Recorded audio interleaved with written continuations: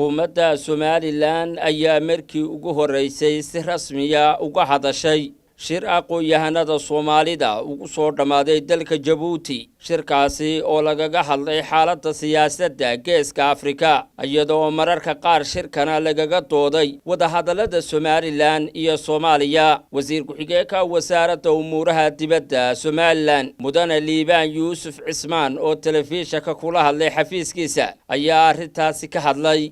Basyow shirka hadda horta Somaliland dawladda Somaliland laguma soo casuumin.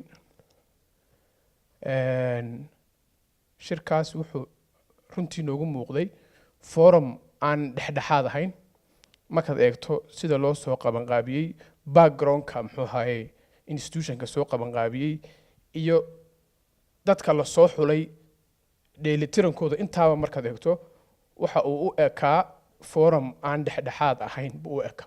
wasiir ku-xigeenku waxa uu fariin u diray aqoon-yahanada Somaliland iyo waliba cid kasta oo shirarka arrintaasi la xiriira ka qayb galaysa. dawladdu cid ka socotay may tagin, cid afka dawladda ku hadlaysay na runtii may tagin oo ay dawladdu muxuu ahaayay ay iyadu u egmatay inay shirka uga qayb gasho. dabcan dadka reer Somaliland aqoon-yahanka ahi waa dad xora oo tagi kara meel kasta oo muxuu ahaayay ay aaminsan yihiin inay Somaliland muxuu ahaayay kalmadooda uga oran karaan.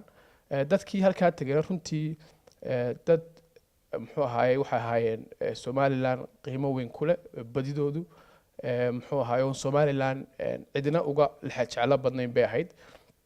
laakiin sidii aan ku sheegay forumyada noocaas oo kala ah aan dhexdhexaadnimadu ka muuqanin ajendo iyo muxuu ahaayay dana gaara muxuu ahaayay u adeegaya waxaanu muxuu ahaayay kula talin lahayn shacbiga iyo muxuu ahaayay dadka aqoonta u saaxiibka ah reer Somaliland jeceli inay ka fiirsadaan inta aanay ka qayb gelin forumyada noocaas aan dhexdhexaadnimadoodu muxuu ahaayay calaamad su'aasha saaran. Badri Koosar Maxamuud telefishinka Ariel Hargeysa.